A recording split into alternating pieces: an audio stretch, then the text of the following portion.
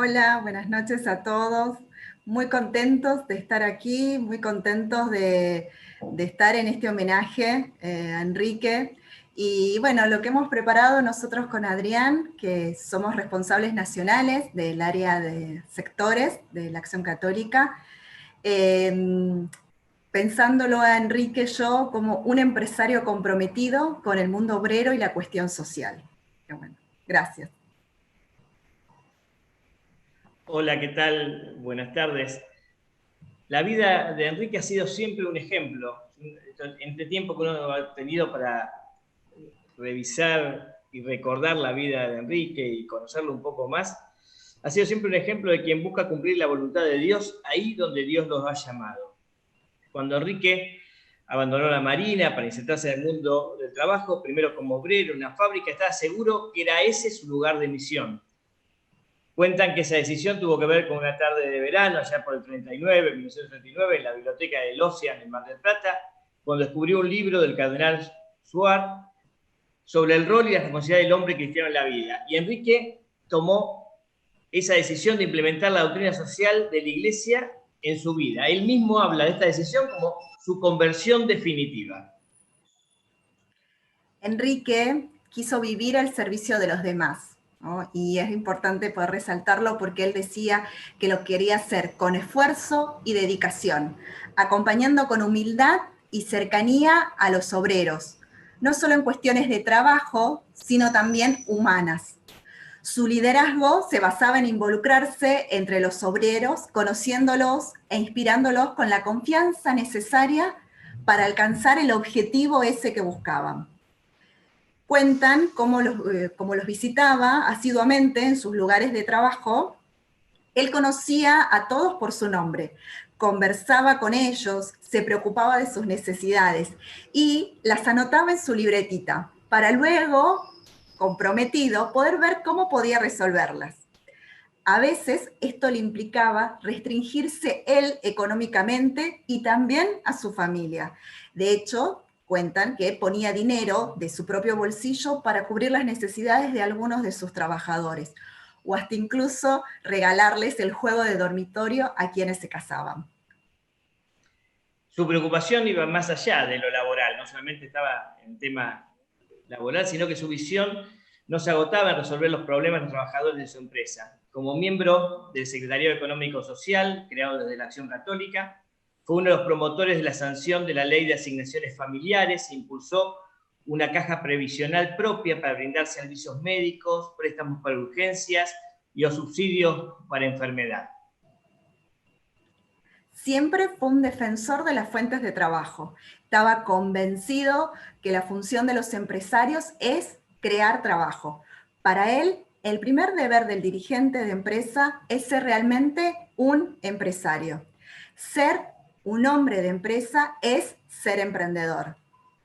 Es conocida la anécdota referida a su propuesta a los accionistas, dueños de la empresa, para evitar el despido de 1.200 obreros, poniendo en riesgo su propia fuente de ingresos. Pero él lo que quería era evitar que quedaran desempleados. Logró con esto comprometer a todos en la solución, dueños y trabajadores. Y su propuesta no solo fue exitosa, sino que además las pérdidas fueron mucho menores que las previstas, por lo que consiguió además un bono en favor de los obreros por la diferencia. La fuerte vinculación que había logrado Enrique con sus trabajadores también se puso manifiesto en la también conocida anécdota en la que los empleados de la fábrica se anotaron y hicieron fila en la clínica de Buenos Aires para donar sangre cuando enfermó él de cáncer, y que luego motivara esa frase que todos conocemos de ahora soy feliz ya que por mis venas corre sangre obrera. El pensamiento de Enrique queda reflejado en sus cuadernos y anotaciones y en muchas de sus disertaciones, que de hecho hemos estado escuchando algunas que nos compartía Rafael. Sin embargo, esto es uno de sus más grandes legados, actual e inspirador para estos tiempos, y queremos rescatar algunas de sus ideas. Por ejemplo, uno de ellos es que pone de manifiesto su compromiso social como dirigente cristiano, y decía: estoy convencido de que la civilización presente será cristiana si los cristianos lo quieren y ponen en marcha todos los medios que Dios nos ha dado para ello. En cuanto al perfil empresario, manifestaba que desde un punto de vista económico, nada es más necesario para la prosperidad de un país que el dejar un gran campo a la libertad de iniciativa y acción de los hombres que tienen el coraje de asumir grandes responsabilidades personales y contar así con empresarios capaces, activos y honrados. Para ello indicaba 3 deberes: de servicio, de progreso y de ascensión humana. El de servicio, fundado en las palabras del mismo Jesús, hace que la actividad de cada uno, aunque dirigida por su propia naturaleza a favorecer su interés particular, represente al mismo tiempo un servicio prestado al prójimo, directamente o a través de la comunidad. El de progreso, inspirado en el mandato bíblico de dominar la tierra y en la parábola de los talentos, nos induce a estar a la cabeza de todo adelanto técnico que libere al hombre, multiplique su capacidad creadora y evite todo desperdicio de lo material. El usar todo el potencial de los hombres y de la tierra da un beneficio material, pero también deja un beneficio espiritual, decía Enrique. Y en cuanto al deber de procurar la ascensión humana, no es más, decía él, que la consecuencia lógica de la enseñanza básica del cristianismo sobre la eminente dignidad de todo ser humano, de todo trabajador. Entendía que esta obligación no solo debía impactar sobre la empresa, sino también sobre la sociedad en su conjunto. Enrique se planteaba: ¿tenemos la convicción de que estamos encargados de hacer mejor al mundo y de que podemos hacerlo? Creamos obstinadamente en lo contagioso del bien y en la fuerza de la verdad. En tal sentido manifestaba: la empresa debe aumentar en forma ininterrumpida su rendimiento, debiendo hacer producir al máximo todos sus factores. Ella también debe cumplir con la parábola evangélica de los talentos. ¿Y quién duda de que el hombre sea el más valioso de los talentos con que cuenta la empresa? El que más puede fructificar, el que ofrece, aún desde el punto de vista económico, más capacidad de rendimiento, ya que contiene en sí mismo una semilla espiritual de posibilidades casi ilimitadas. Debemos trabajar por la elevación del hombre. Somos los responsables de la ascensión humana en nuestro personal, sin trabar por eso de ninguna manera su legítima iniciativa y su necesaria responsabilidad. Otro aspecto que queremos resaltar de Enrique, que para él el clima de la empresa debería ser tal que contribuya a la ascensión del hombre y le brinde por su trabajo y en su trabajo la mejor de las oportunidades para su desarrollo. Los trabajadores tienen derecho a que la empresa sea instrumento de su propia dignificación. Todo debe servir de instrumento de la gracia. La empresa también. Qué importante todo esto que resaltaba Enrique.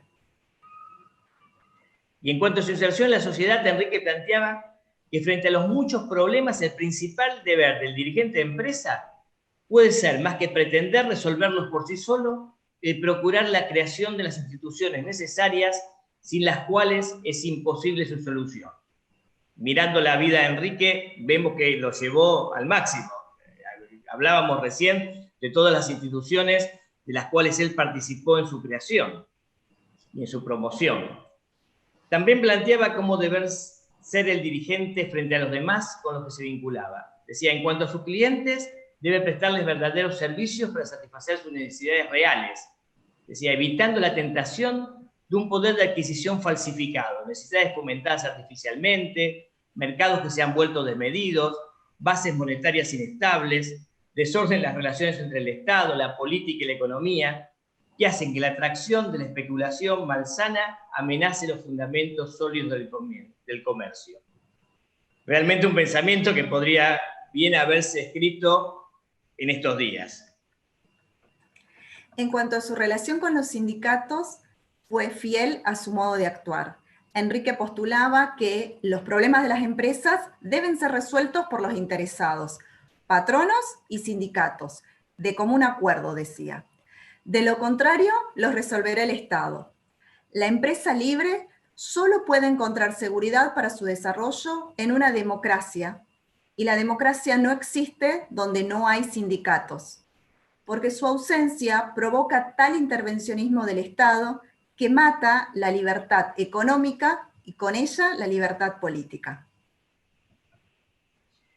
En los actuales momentos que nos toca vivir es bueno recordar también los principios que proponía para la organización de la empresa y de la economía.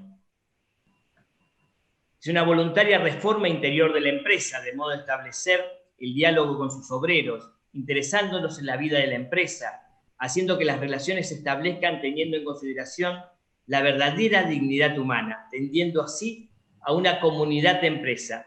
La empresa era para Enrique principalmente una comunidad de personas.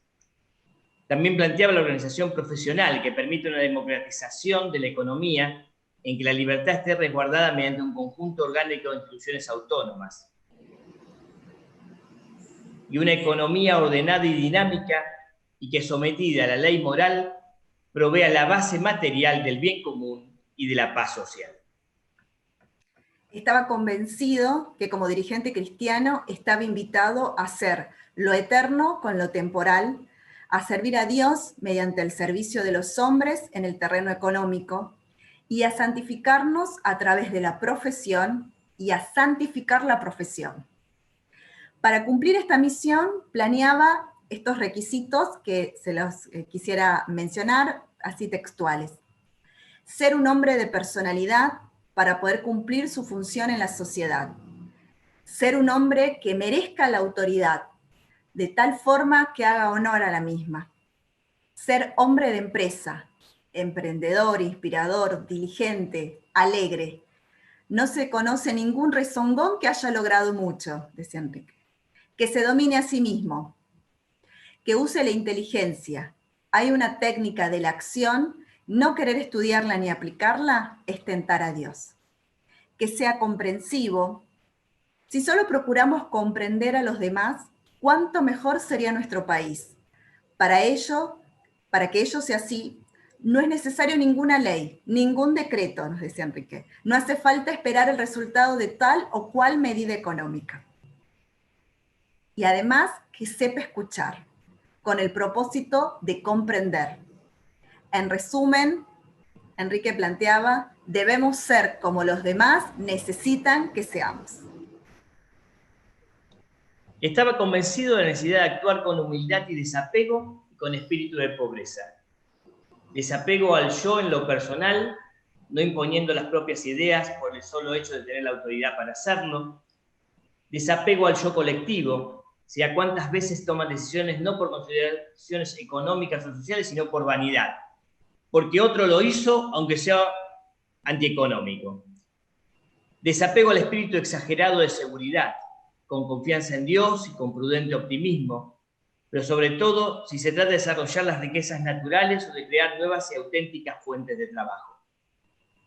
Desapego para ser generosos en dar, o mejor dicho, decía Enrique, redonar los talentos recibidos, materiales o espirituales. Pobreza intelectual con la humildad de quien sabe que no sabe ni puede todo. Espíritu de pobreza frente a Dios, pues solamente si nos sentimos pobres, insuficientes, vacíos, hambrientos, Dios nos dará. Aceptación de la pobreza de medios y finalmente tiene que haber privación concreta, ya sea en lo individual, aunque no sea deliberadamente. Dice, ¿cómo ofende la ostentación, sobre todo en épocas de grandes contrastes? Dice, o en la empresa como conjunto. El ejemplo de Enrique para todos nosotros es el testimonio de un hombre de fe. Su pensamiento es el pensamiento de un hombre de una profunda espiritualidad laical que supo vivir el Evangelio y contagiarlo a todos los que lo rodeaban. Queremos cerrar con un pensamiento que expresara a los profesionales de la acción católica y que resulta tan actual como en ese momento que lo expresó. Para lograr la comunidad que todos aspiramos, es necesario que haya respeto, comprensión. De ahí solo hay un paso a la mutua consideración, la cual facilita el diálogo, la comunicación y que a su vez engendra la compasión, que nos lleva a la comunión con los demás hombres. ¿Y dónde, si no es en la comunión con Cristo, cabeza del cuerpo místico, encontraremos la fuerza para ello? Muchas gracias.